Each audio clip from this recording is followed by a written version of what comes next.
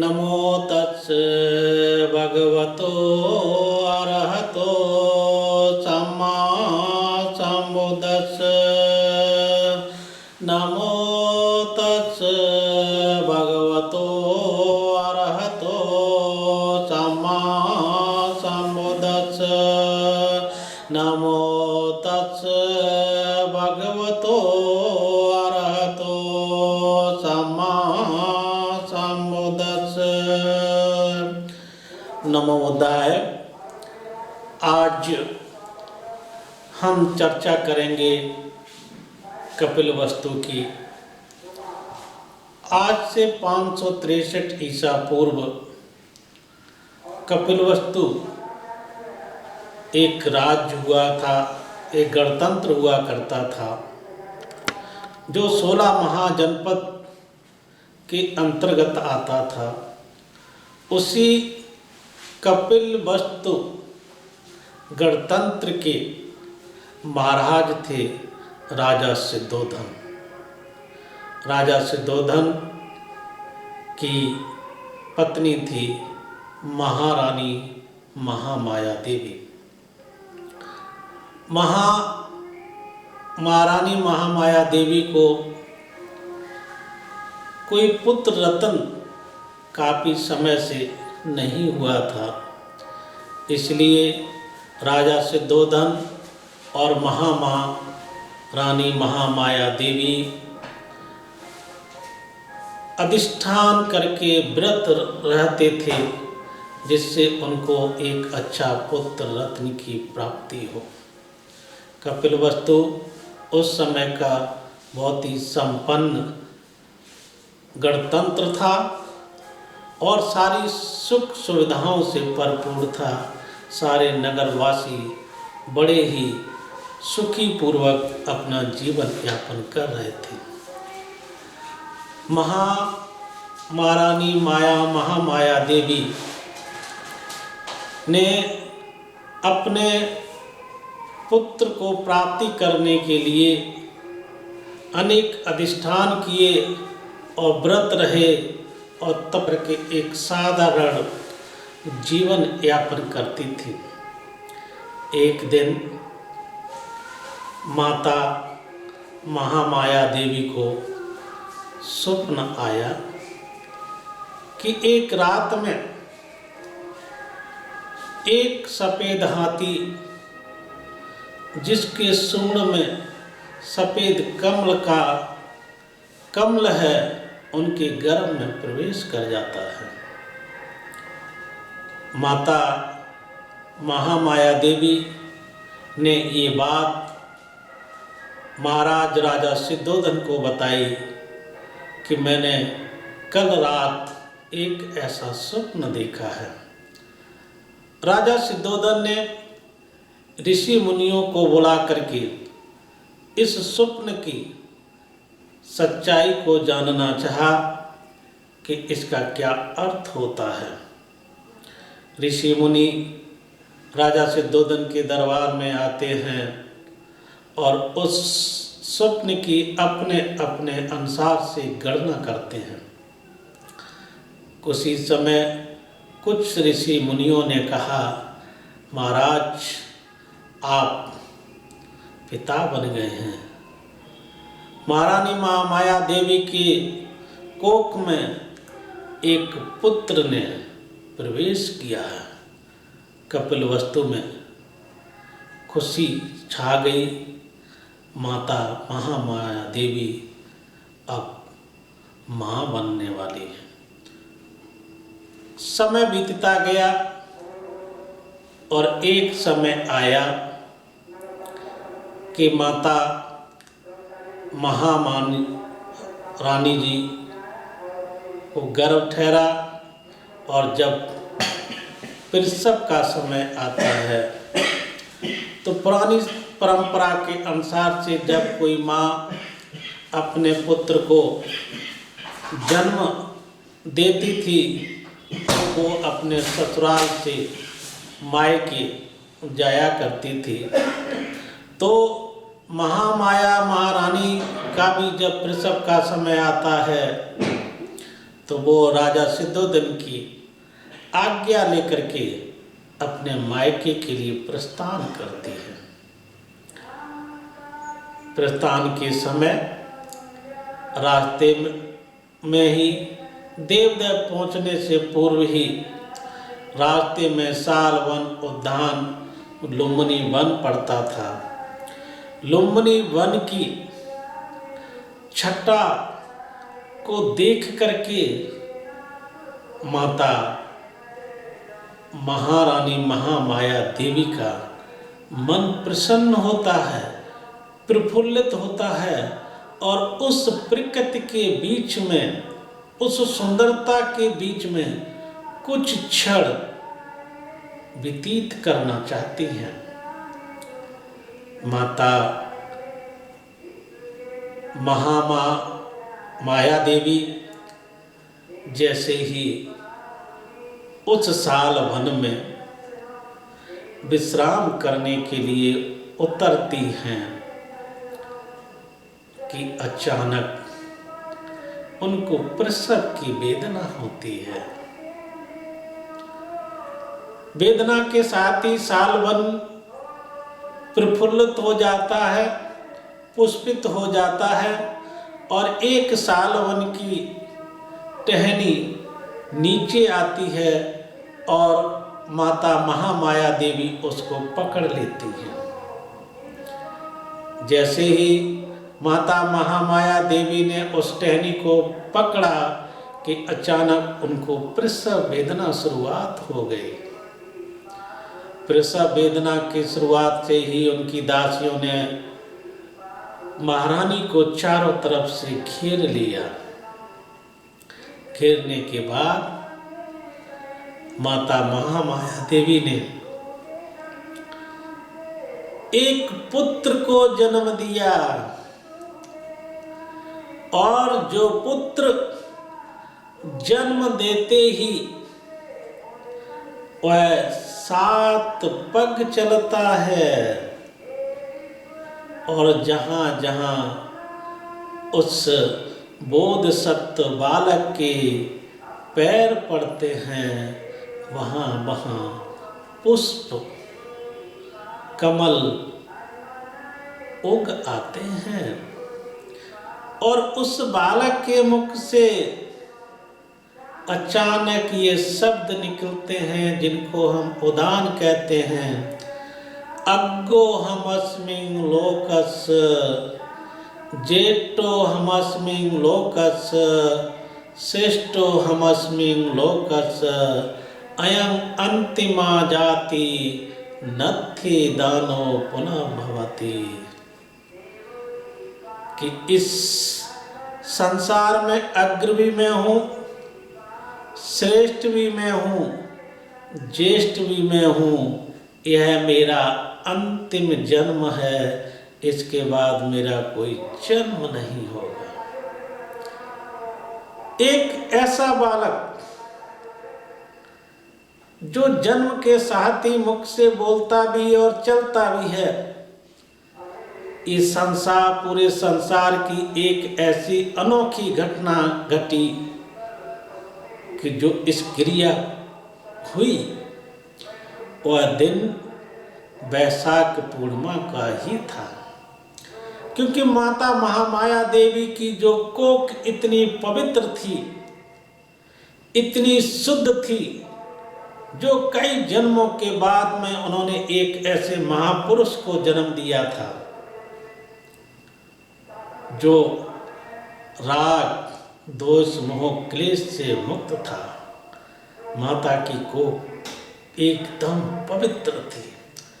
पवित्रता के कारण से ही उन्होंने उस बालक को जन्म दिया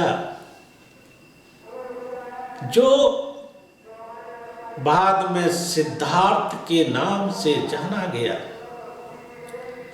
जैसे ही माता ने जन्म दिया, राजा सिद्धोधन को इस घटना के बारे में पता चलता है कि महामाया देवी ने पुत्र को जन्म दिया, तो पूरे कपिलवस्तु में खुशियां छा जाती हैं। खुशियों की लहर दौड़ गई। कपिलवस्तु के नगरवासी प्रफुल्लित हो गए और युवराज के आ जाने से पूरे नगरवासियों में दीप प्रज्वलन कर खुशियां बांटी गई। राजा सिद्धोदन पुनः कपिलवस्तु से लुम्बिनी वन आते हैं और माता महामाया देवी को कपिलवस्तु को लेकर साथ जाते हैं। कपिलवस्तु पहुंचने के बाद उस बालक का नामकरण होता है, तो नाम रखा गया सिद्धार्थ, अर्थात सभी अर्थ सिद्ध हो गए, इसलिए नाम पड़ा सिद्धार्थ। सिद्धार्थ जो बालक है वो कपिलवस्तु के राजकुमार, इकलौते राजकुमार थे। कई वर्षों के बाद में राजा सिद्धोदन को पुत्र रत्न के रूप में प्राप्ति हुई थी। तो ऐसे बालक का जन्म 563 ईसा पूर्व हुआ है। कपिलवस्तु पासी धन्य हो गए। ऐसे पुत्र को पाकर के राज परिवार धन्य हो गया। ऐसे सिद्धार्थ को पा करके जो बोधिसत्व के रूप में अभी इस पृथ्वी पर अवतरित हुए थे। मैं साउथ एशिया चैनल को बहुत बहुत बधाई देता हूँ कि उन्होंने भगवान बुद्ध के जीवनी को और उनके धम्म को अपने चैनल के माध्यम से लोगों को दिशा निर्देश और उनके कल्याण के लिए ऐसा सोचा है। इसी तरह क्रम से सिद्धार्थ से लेकर के उनकी यात्रा महापरिनिर्वाण तक का मैं इसी तरह से तथागत बुद्धत्व, महापरिनिर्वाण, महाविश्वनिर्वाण और गंभीर धर्म पर चर्चा करेंगे। आप सभी लोग कृपया इसको निरंतर देखते रहें। निश्चित ही है आपके जीवन में खुशी, समृद्धि और निरोगता आएगी। मैत्री करुणा के साथ आप सबका जीवन व्यतीत होगा। कपिलवस्तु पहुंचने के बाद राजा सिद्धोदन अपने बच्चे का भविष्य जानने के लिए ऋषि मुनियों को आमंत्रित करते हैं। बच्चे का भविष्य देखने के लिए 8 ऋषि मुनि आते हैं। वो बच्चे को देख करके, उसके लक्षणों को देख करके, उसके तेज को देख करके 2 बातें कहते हैं। 7 ऋषि मुनि ने 2 बातें कही। कहते हैं कि अगर यह व्यक्ति इस राज्य का युवराज बना तो भविष्य में चक्रवर्ती सम्राट बनेगा। अगर यह बालक ने गृह त्याग कर दिया तो ये बुद्ध बनेगा। लेकिन उसी 8 ऋषियों मुनियों में सबसे छोटे असित मुनि थे। असित मुनि बालक के भविष्य को देखते हैं। देखकर महाराज से कहते हैं, इस पुत्र को मुझे मेरी गोद में दे दो। महाराज उस छोटे से पुत्र सिद्धार्थ को असित मुनि के गोद में देते हैं और गोद में असित मुनि लेकर के पहले उस बालक के लक्षणों को देख करके बहुत खुशी होती है, प्रफुल्लित होते हैं। उनकी खुशी का कोई ठिकाना नहीं रहता है। लेकिन कुछ क्षणों के बाद ही असित मुनि रोना शुरुआत कर देते हैं। दोनों घटनाएं जब राजा सिद्धोदन ने देखी तो उनके अंदर में व्याकुलता छा गई कि क्या कारण है कि पहले वो हंसे, अब रो रहे हैं। तो फिर पूछते हैं कि कि हे महामुनि, आप इन दोनों चीज़ों का अर्थ बताइए। तो असित मुनि राजा सिद्धोधन के कहते हैं कि यह सिद्धार्थ, यह बालक केवल मात्र बुद्ध बनेगा, इसको दुनिया की कोई भी ताकत बुद्ध बनने को रोक नहीं सकती है। ये मेरा खुशी का कारण था, लेकिन दुखी होने का कारण ये है कि जब यह बालक ज्ञान को प्राप्त होगा, बुद्धत्व को प्राप्त होगा, और तब तक हम इस संसार में जिंदा नहीं रहेंगे, इसके धम्म को, इसकी वाणी को सुन नहीं सकते हैं। ये मेरे रोने का कारण है। तो राजा सिद्धोधन को मुनि के ये शब्द सुन करके दुखी हो गए कि कई वर्षों की तपस्या के बाद में मुझे एक पुत्र रत्न प्राप्त हुआ,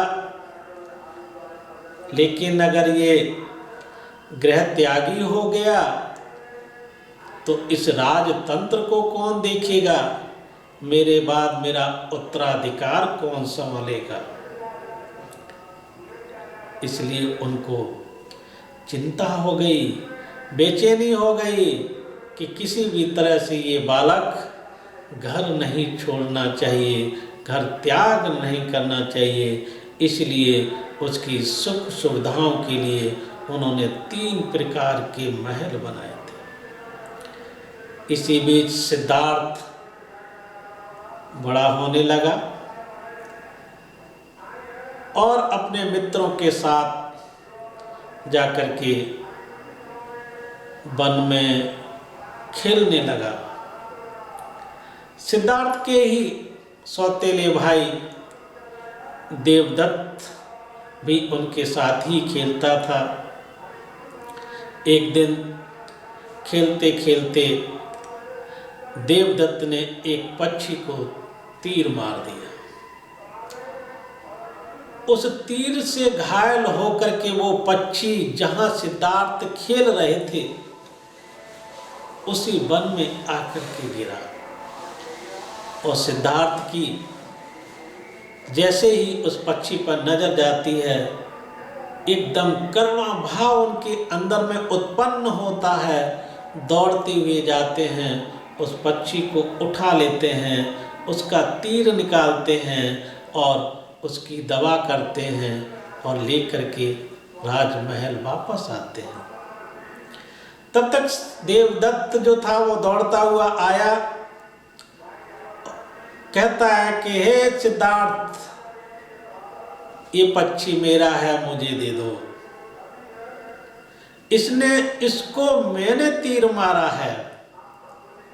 लेकिन सिद्धार्थ कहते कि नहीं, मारने वाले से ज्यादा बचाने वाले का अधिकार होता है, इसलिए इस पक्षी को मैं तुमको नहीं दूंगा।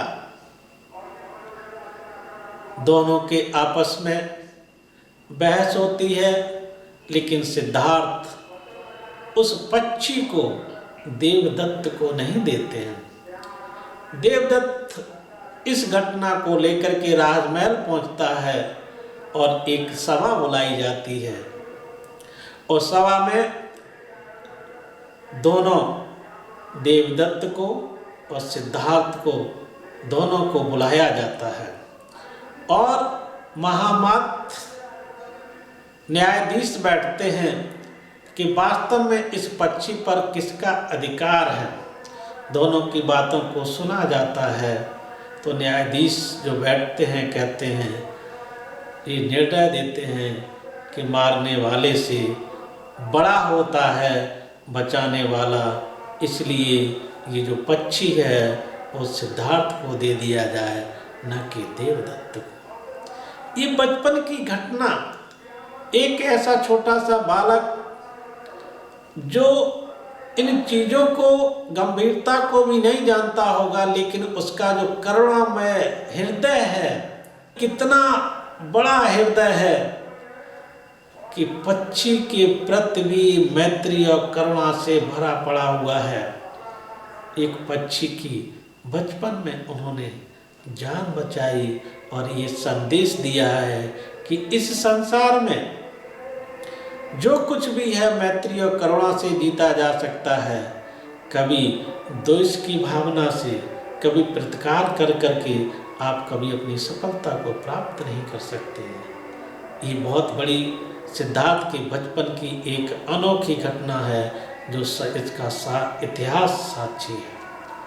समय बीतता गया, जब बालक थोड़े से और बड़े होते हैं, उसी तरह से कपिलवस्तु की एक परंपरा थी कि राजा और रानी दोनों को मिलकर के हल चलाना पड़ता था। तब फिर उसके बाद कपिलवस्तु वाले अपने अपने खेतों को जोता करते थे। ये कपिलवस्तु का बहुत बड़ा त्योहार था, तो ये बड़ा उत्सव के रूप में मनाया जाता था। तो उस समय राजा सिद्धोधन अपने खेतों में हल चलाना शुरू करते हैं, लेकिन उस भीड़ भाड़ को देख करके सिद्धार्थ को अच्छा नहीं लगता। तो सिद्धार्थ जा करके एक पेड़ की छांव के नीचे बैठ गए और ध्यान मग्न हो गए। एक छोटा सा बालक जिसको ध्यान का अर्थ भी नहीं पता हो, लेकिन पेड़ की छांव में बैठा, पलती मार कर आंखें बंद करके और ध्यान मग्न हो गया। जब सभी लोग थोड़ा उस उत्सव से भीड़ कम होती देखते हैं कि अरे सिद्धार्थ का सिद्धार्थ को खोजना शुरू करते हैं, तो देखते हैं कि सिद्धार्थ एक पेड़ के नीचे, छांव के नीचे बैठे हुए हैं और सूर्य की किरणें न पड़े इसलिए पूरा आहवा मंडल की तरह ही छाया बनी हुई है। ये भी एक विचित्र घटना है सिद्धार्थ के अपने जीवन की। समय बीतता गया, आप सभी जानते हैं कि सिद्धार्थ को जन्म देने के बाद ही माता महामाया देवी का 7 दिन के बाद देहावसान हो जाता है, अर्थात अपने शरीर को छोड़ करके इस संसार से चली गई। ये पूरी कपिलवस्तु वालों के लिए बहुत शोक की लहर थी। एक ऐसी पूजनीय मां जिसने बोधिसत्व सिद्धार्थ को जन्म दिया, कपिलवस्तु के युवराज को जन्म दिया और राज परिवार को एक पुत्र को जन्म दिया, पुत्र रत्न को, और जन्म के 7 दिन के बाद ही अनायास वो मृत्यु को प्राप्त हो गई। पूरी कपिलवस्तु में एक बहुत बड़ी दुख की घटना पैदा। लेकिन आप सभी को यह भी ज्ञात हो जाना चाहिए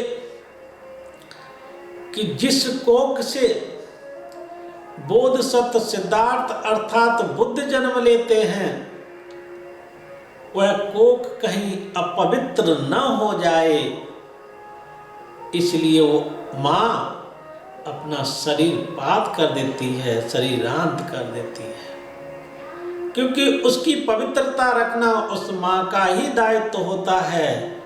इसलिए ऐसी मां अपने शरीर को छोड़ देती है।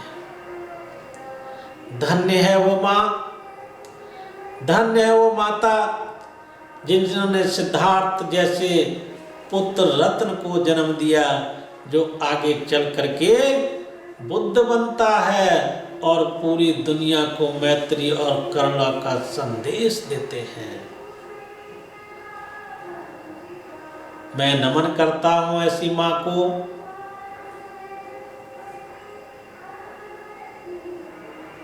मैं नमन करता हूं ऐसे पिता को जिन्होंने बोधिसत्व सिद्धार्थ को जन्म दिया था। सिद्धार्थ बचपन से ही मैत्री और करुणा से भरपूर थे। बचपन में अनगिनत इस तरह के उद्धरण और प्रसंग मिलते हैं। राजकुमार सिद्धार्थ के जीवन के। इसलिए मैत्री और करुणा से भरपूर बोधसत्व सिद्धार्थ की ये जो बचपना है वो आम बालक से भिन्न था। हमेशा मैत्री और करुणा से भरपूर थे।